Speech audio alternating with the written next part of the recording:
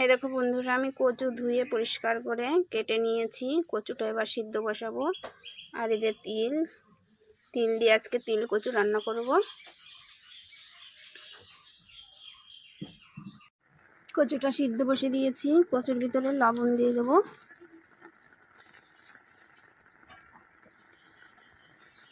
অল্প করে এখন লবণ দেবো। একটু হলুদ দিয়ে দেবো।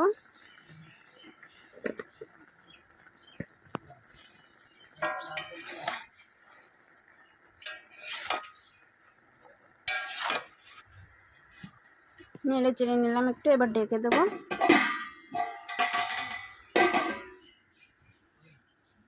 এবার সিদ্ধ হতে থাক।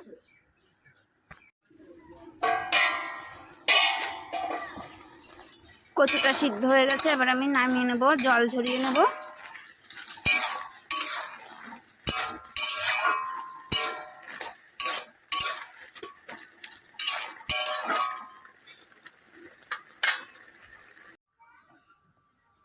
কচুটা সিদ্ধ হয়ে গেছে, নামিয়ে নিয়েছি। আবার কড়াই বসে দিয়েছি। কড়াই গরম হয়ে গেছে। এই দেখো বন্ধুরা, আমি খোসা ছাড়ানো তিল নিয়েছি আর গোবিন্দভোগ চাল নিয়েছি। আমি এটা ভেজে নেব এবার।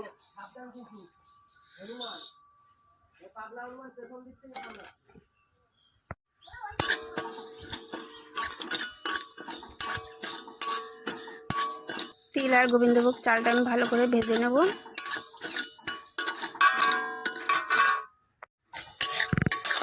আমার চাল আর তিলটা ভাজা হয়ে গেছে, এবার আমি নামিয়ে দেবো। সুন্দর একটা গন্ধ বেরিয়েছে। এবার আমি চাল আর তিলটা নামিয়ে নেব। তিল আর চালটা নামিয়ে নিয়েছি, এবার আমি বেটে নেব। সর্ষের তেল দিয়ে দেবো। শুকনো লঙ্কা তেজপাতা দিয়ে দেবো। দেবো 5 ফোড়ন।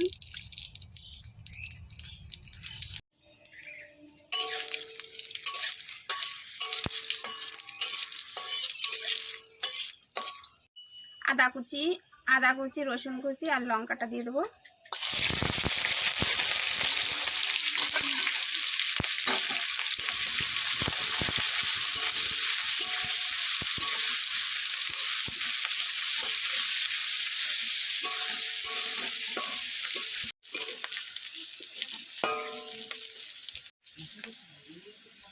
এবার কচু দিয়ে দেবো।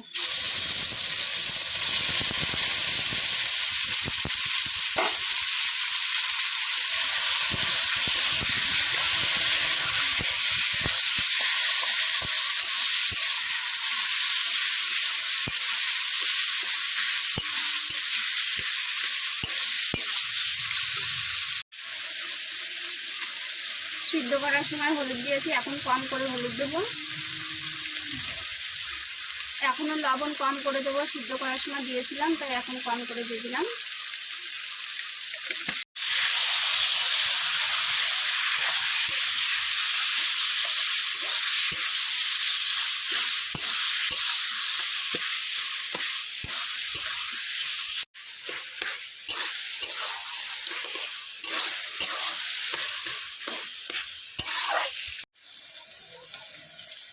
তিল আর চালটা মিক্সারে গুঁড়ো করে নিয়েছি, এবার প্লেটে নামিয়ে নেব।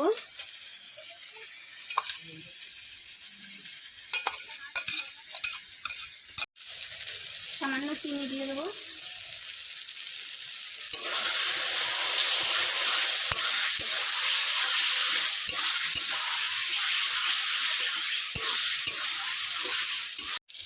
এবার তিল বাটাটা দিয়ে দেবো।